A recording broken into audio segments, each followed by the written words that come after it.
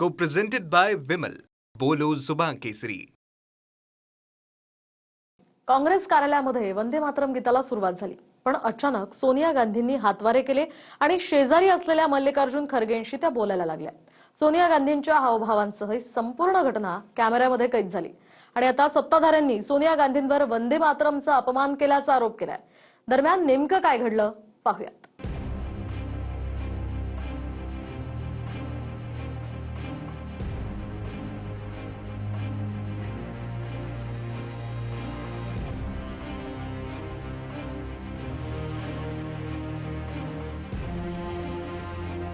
काँग्रेस कार्यालयामध्ये वंदे मातरम गीताचं संपूर्ण गायन झाल्यानं सोनिया गांधी नाराज झाल्याचा आरोप होतोय आणि त्यांचे हावभाव टिपणारा तसा व्हिडिओही सोशल मीडियात व्हायरल झाला.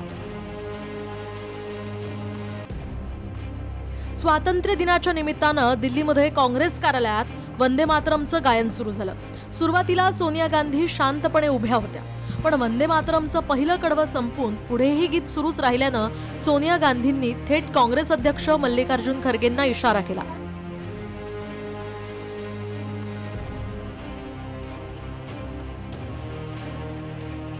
त्यानंतर खरगे सोनिया गांधींशी बोलताना दिसले.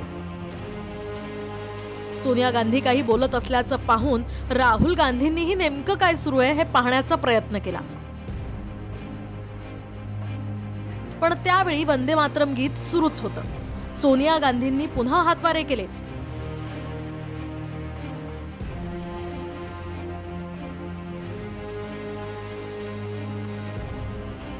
आणि त्यानंतर लगेच एक व्यक्ती राहुल गांधींकडे आला.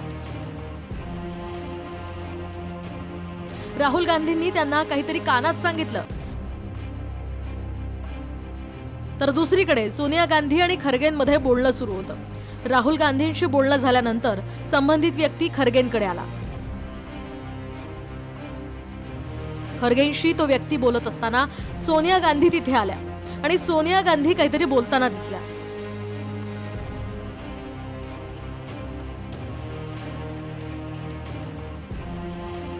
पण हे सगळं होत असताना वंदे मातरम गीत सुरूच राहिलं आणि नंतर पुढच्या काही सेकंदात गायन पूर्ण झालं. मात्र भाजपनं सोनिया गांधींच्या या व्यवहारावरून आक्षेप घेतला. सोनिया गांधींनी वंदे मातरमचा अपमान केल्याचं भाजपनं म्हटलंय.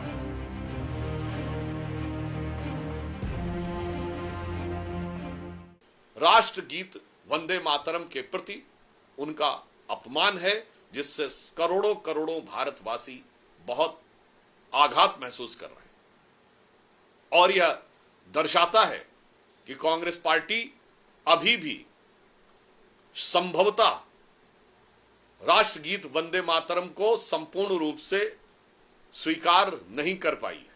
यह अपेक्षा करते हैं कि कांग्रेस पार्टी इसके लिए देश से माफी मांगे.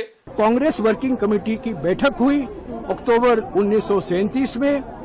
रविंद्रनाथ टैगोर ने सलाह दी पंडित जवाहरलाल नेहरू को और नेताजी सुभाष चंद्र बोस जी को कि पहले पंक्तियों का इस्तेमाल कीजिए, और तब से हर एक कांग्रेस अधिवेशन में वही पंक्तियां लोग गा रहे हैं. हमारा सेवा दल गाता है, हमारे कार्यकर्ताएं गाते हैं. इसमें कोई वाद विवाद कोई रोकने का कोई प्रयास नहीं था, कोई रोकने का प्रयास नहीं था, क्योंकि लंबे समय से कांग्रेस अध्यक्ष खड़े हुए थे.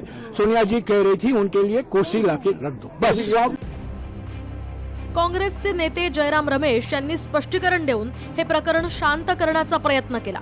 1937 पासूनच काँग्रेसच्या कार्यक्रमात सुरुवातीच्याच ओळी गायल्या जातात असं जयराम रमेश म्हणाले.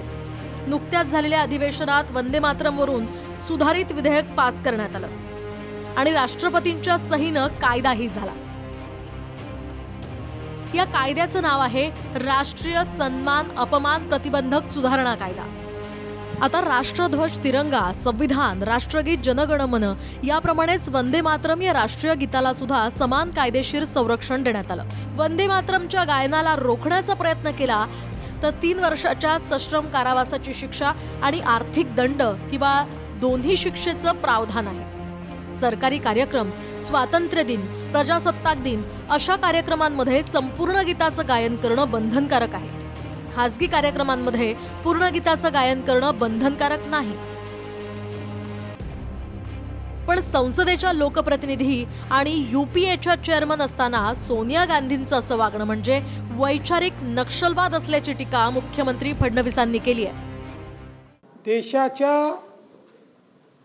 एकूण निर्णयांमध्ये संपूर्ण वंदे मातरम 15 ऑगस्टला वाजवायचं हा देशाच्या संविधानाच्या अंतर्गत दिलेल्या अधिकारात घेतलेला निर्णय असताना पूर्ण वंदे मातरम वाजवलं म्हणून सोनियाजी नाराज झाल्याच्या बातम्या ज्या ऐकायला मिळत आहेत, पाहायला मिळत आहेत, हा दिमागी नक्षलवाद नाही तर काय आहे, ही अराजकता नाही आहे तर काय आहे, एक प्रकारे संवैधानिक शक्तीचा हा अपमान नाही तर काय आहे.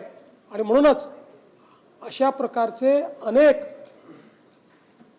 दिमागी नक्षलवाद आणि त्याचे नमुने आपल्याला पाहायला मिळत आहेत. त्याच्याशी आपल्याला लढावंच लागेल. एकीकडे सोनिया गांधींवर भाजपनं टीका केली आहे, तर काँग्रेसनं पंतप्रधान नरेंद्र मोदींच्या जॅकेटवरील तिरंगा झेंड्याची चूक पकडली आहे. काँग्रेस नेते पवन खेरा यांनी मोदींचा फोटो ट्विट करत मोदींच्या जॅकेटला उलटा तिरंगा लावल्याचं सांगितलं. लगता है साहेब ने उर्दू में तिरंगा पहना है या फिर भारत की जगह आयरलैंड का इंडिपेंडेंस डे मना रहे हैं असं त्यांनी म्हटलंय. पंतप्रधान नरेंद्र मोदींनी लावलेल्या जॅकेटवर आधी हिरवा, नंतर पांढरा आणि त्यानंतर केशरी रंग आहे. प्रत्यक्ष तिरंग्याच्या वरच्या भागावर केशरी, मध्ये पांढरा आणि खालच्या भागावर हिरवा रंग आहे. त्यामुळे मोदींनी आयर्लंडचा झेंडा लावल्याची टीका आदित्य ठाकरेंनी सुद्धा केली आहे. मला त्या भाजपलाच विचारायचं आहे, जेव्हा वंदे मातरमचं बिल आत्ता लोकसभेत येत होतं तेव्हा प्रधानमंत्री आणि गृहमंत्री कुठे होते? हा वंदे मातरमचा अपमान नाहीये, हा वंदे मातरमचा अपमान नाहीये. आहे ना, आयर्लंडचा झेंडा होता त्यांच्या खिशात. त्यामुळे एकाच दिवशी घडलेल्या या दोन घटनांवरून आधी टीकेची संधी भाजपनं साधली, नंतर काँग्रेसनं मोदींवर निशाणा साधला. Bureau report, TV9 Marathi. Co-presented by Vimal.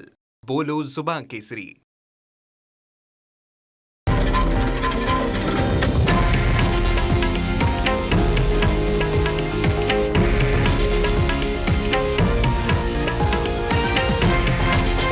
हे आहे देशातील नंबर 1 न्यूज नेटवर्क आणि आपण पाहत आहात TV9 मराठी, एकमेव.